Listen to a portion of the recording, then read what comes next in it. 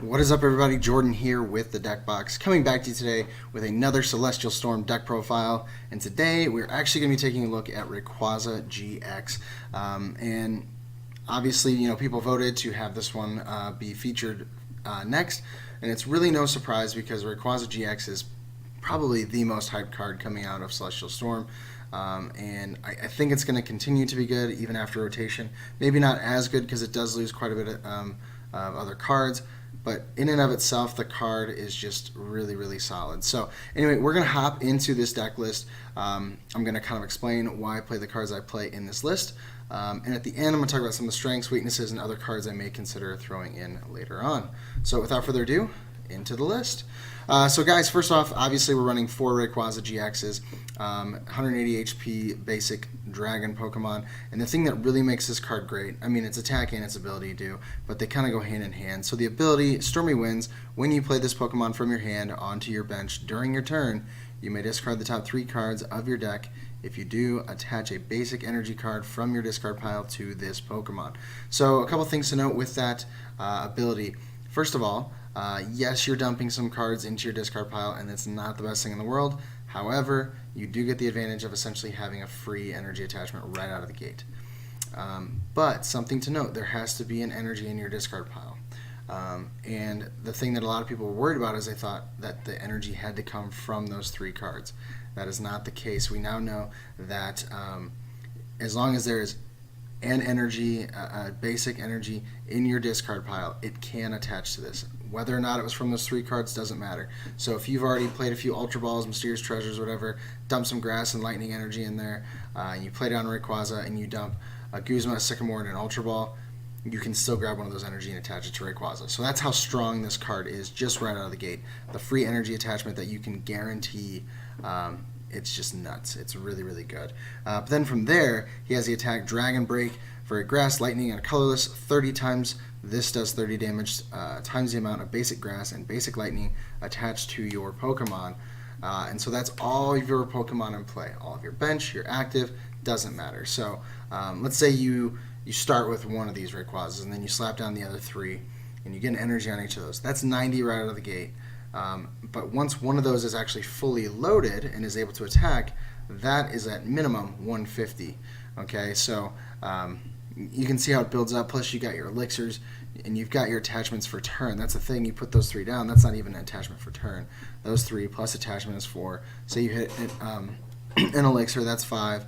So you can have 5, 6, 7, 8 energy even on your first turn, which is just ridiculously insane. And there's actually more ways in the deck to accelerate energy, and we'll talk about that in just a little bit. Next, Tempest GX is the GX attack here for 1 Grass energy. Discard your hand and draw 10 cards. So really good GX attack.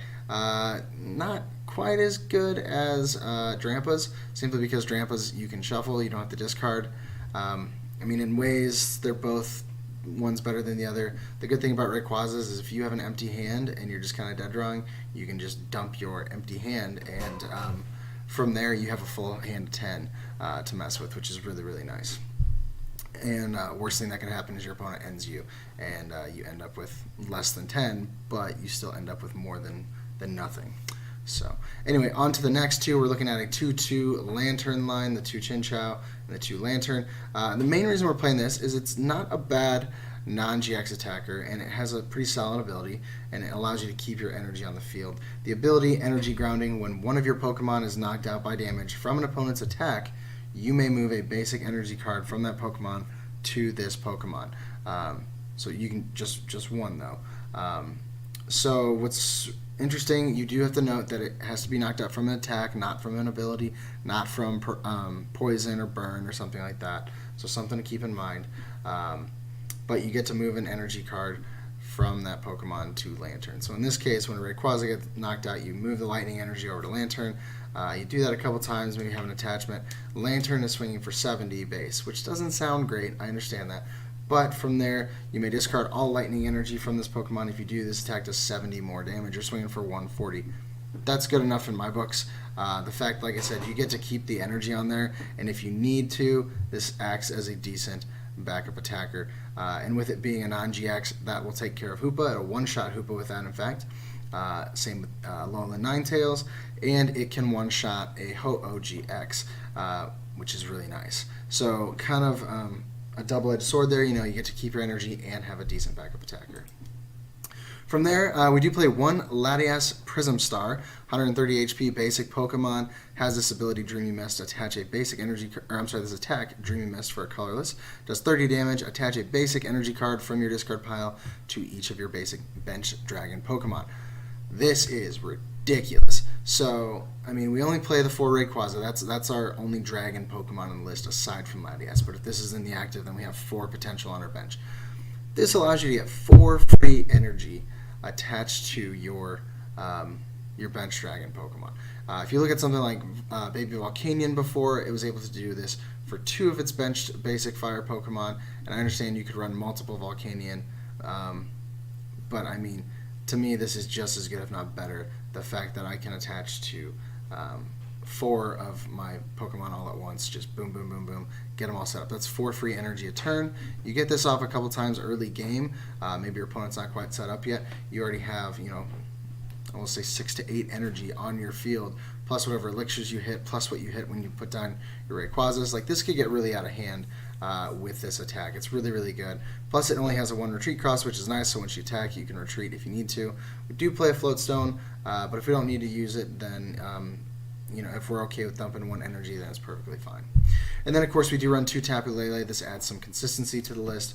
Using Wonder Tag, able to search our deck for a supporter card. That's really the main reason we're playing it. And the Energy Drive attack is not terrible, but obviously Rayquaza is going to be the much better option in this list. I don't see you playing Tapu Lele unless you're up against a fairy Pokemon. So that'll pretty much be the only reason we need Tapu Lele, is potentially if we go up against a fairy and we need Lele to do a little bit of damage while Rayquaza can build up. Next, moving on to supporters. These are our draw supporters, at least the first 4 or 5. So we run 2 Cynthia, 2 N, 1 Sycamore, and 1 Lily. Obviously, we have some shuffle draw down here. Lily is going to be our supporter of choice for turn 1 to be able to get things set up quickly so we can draw until we have 8 cards in our hand, as opposed to using it later and having 6. Then 1 Professor Sycamore is going to be the dump our hand. This will potentially help us if we use it early enough in the game to dump some energy into our discard pile before getting all of our rays down, or simply just dumping cards that we don't need. Then we have 2 more draw supporters here with Copycat. We have 2 of these. It's a new, it's not a new card. It's a reprinted card coming out in Celestial Storm. Shuffle your hand into your deck, then draw a number of cards equal to the number of cards in your opponent's hand. So this is going to be really good when going up against something like Zoroark that's going to be drawing a bunch of cards. This deck already has a really solid matchup against Zoroark, so adding Copycat to the mix will just really be taking advantage of the situation. Then we have 3 Guzmas. Since Rayquaza is going to be able to be so beefed up that it can take out pretty much anything that your opponent brings out, Guzma is going to be the best way to target down whatever we want to target. And we're going to have that opportunity to do it. So there's no reason not to use Guzmas. Use 3 because we need to take 6 prize cards, and we do two prizes each. This gives us that chance to do it. Moving on to our items. So our first 2 here are our search cards. To be able to search for Pokemon. Ultra Ball, of course, we've had for years and years. You get to discard 2 from your hand and search for Pokemon. What's great about Ultra Ball in this, and Mysterious Treasure, where you discard 1 and search for a Psychic or Dragon, is they're both good ways to get energy into your discard pile early in the game. That's really the best purpose for these. Gets it in there early, so you can either use Latias Prism Star, or you can lay down your Rayquazas on the bench and attach energy from there. That reminds me, I need to go back and cover something real quick. So when you put those Rayquazas down, you know how normally you open your game and you put one in the active and you put them on the bench? Don't put your Rayquazas on the bench to open the game. This is exactly like playing a Tapu Lele. You do not want to play them down until you're mid-game, okay, or middle of your turn at the beginning. That's when you want to. So sorry, had to cover that real quick. Then from there, we have 4 puzzles a time. Gonna really miss this card once rotation happens. It's a really solid card, and it works great in this deck simply because we are dumping cards into our discard pile. So it only makes sense for us to be using puzzles to get some of those items back. And then we do play 1 Pal Pad. This is simply to recycle some of our supporters. Again, it kind of acts like puzzle, where you're able to recover some of those cards that you're dumping with Rayqauza. That way you're not just blowing through your entire deck willy-nilly.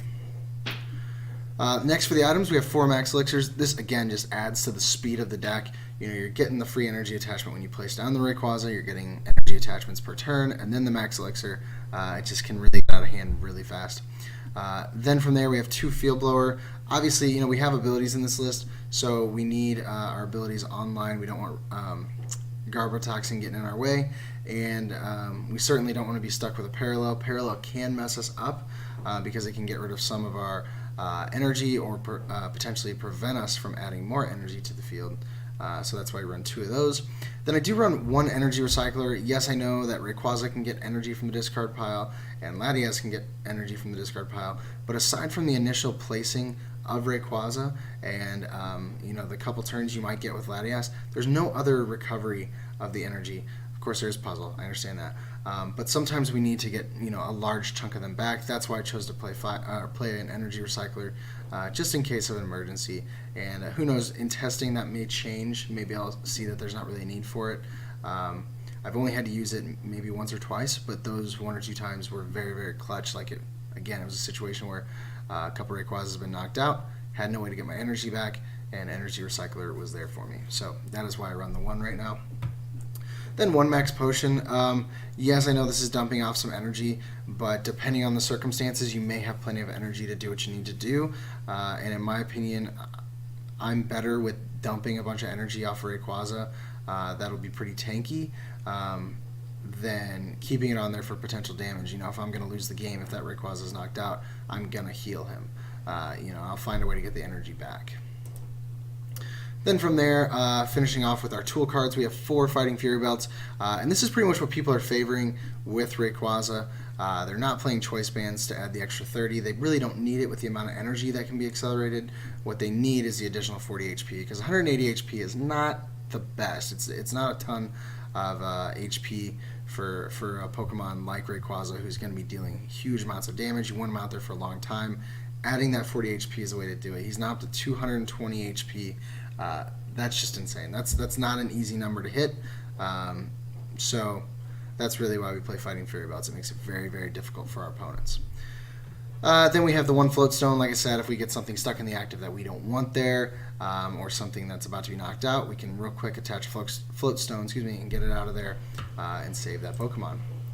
Then we have 1 parallel city.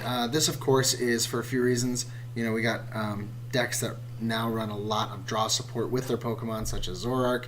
If we can limit their bench size to where they don't have as many of those out, that's certainly one way to win a match. And at the same time, if they start their game pretty rough and they're just having to put down whatever Pokemon they need to, maybe a couple Lele's and then some weak support Pokemon just to get something going, if we parallel them early, they can't get their key Pokemon out there, and we can just take some easy knockouts. So. Then to finalize things, we do run 12 energy, 6 grass, and 6 lightning. I know some lists are favoring the 7-7 split.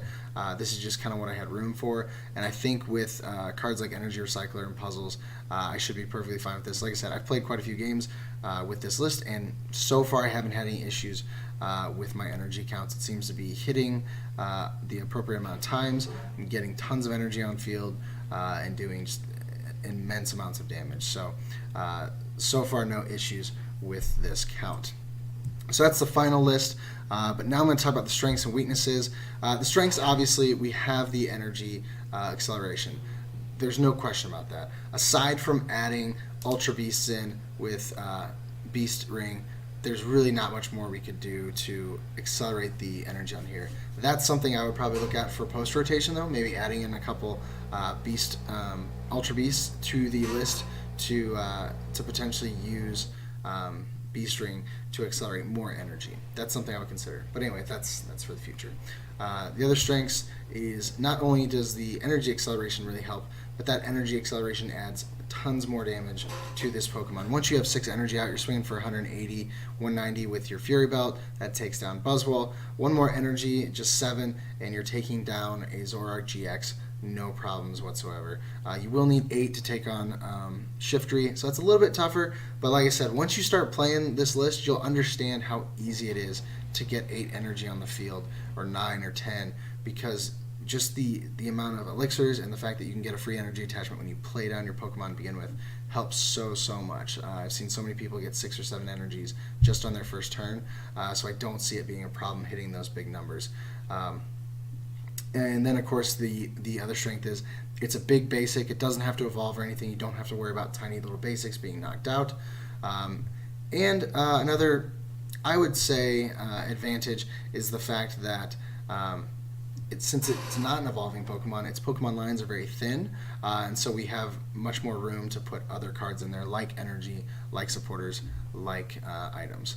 So those are the main strengths. The weaknesses, of course, you do have to deal with fairy Pokemon. I know right now that's not really a big thing, and we're kind of looking towards the Worlds format. The only thing right now, I've heard little murmurs of Xerneas Break.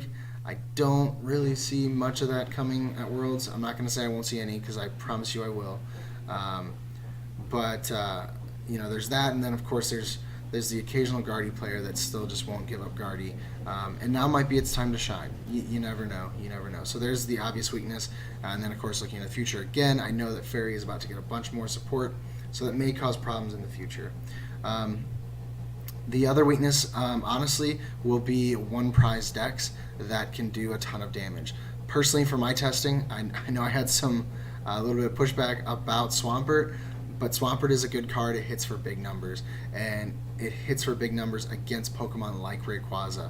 I was shocked to find that Swampert beat Rayqauza every time, because it is a one prize Pokemon versus 2 prize Pokemon, and the 1 prize Pokemon can do kind of the same amount of damage with almost the same amount of energy acceleration.